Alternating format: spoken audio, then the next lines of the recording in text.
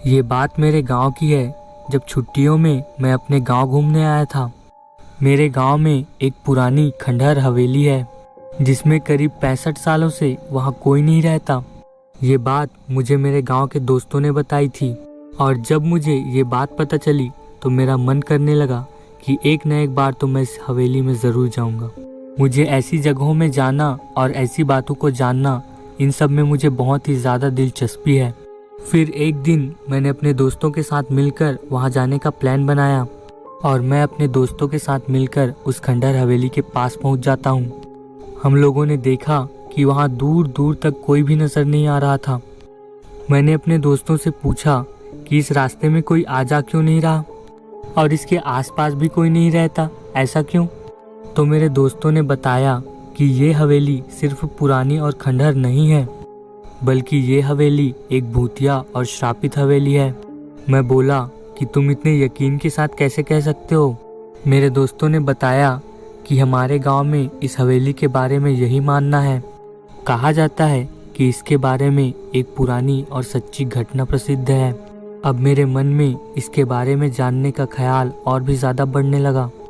मैंने पूछा कि इसके पीछे की कहानी बता सकते हो?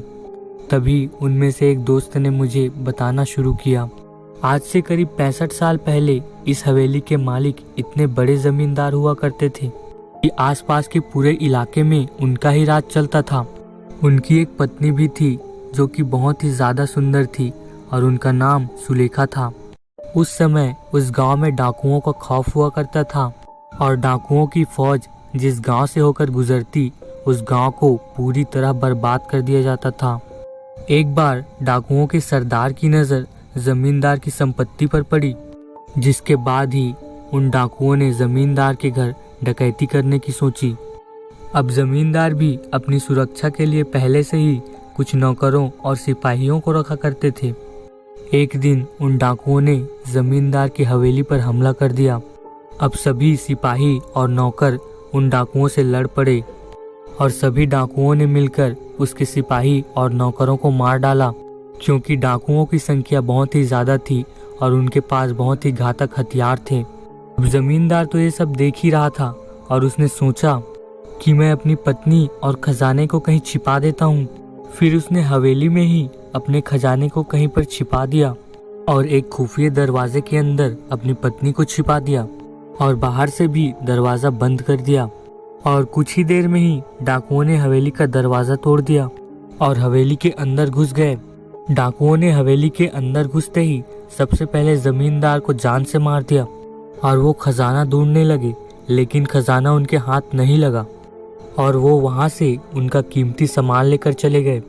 पर जमींदार की पत्नी, जो कि एक खुफिया दरवाजे में बंद थी, उसका पता तो किसी को भी नहीं था। उसकी पत्नी रात भर बहुत ही ज़्यादा चिल्लाती रही।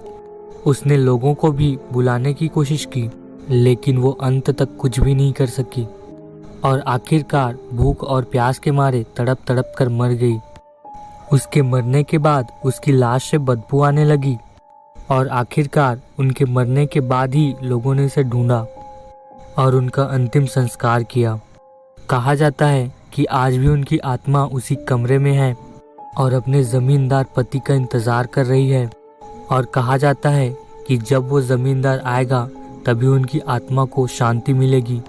तो गाइस, ये कहानी यहीं पर ख़त्म होती है। तो अगर आपको ये स्टोरी पसंद आई तो प्लीज़ लाइक करें, कमेंट करें और इसी तरह के हॉरर स्टोरीज सुनने के लिए हमारे चैनल को सब्सक्राइब करें। Thank you for watching.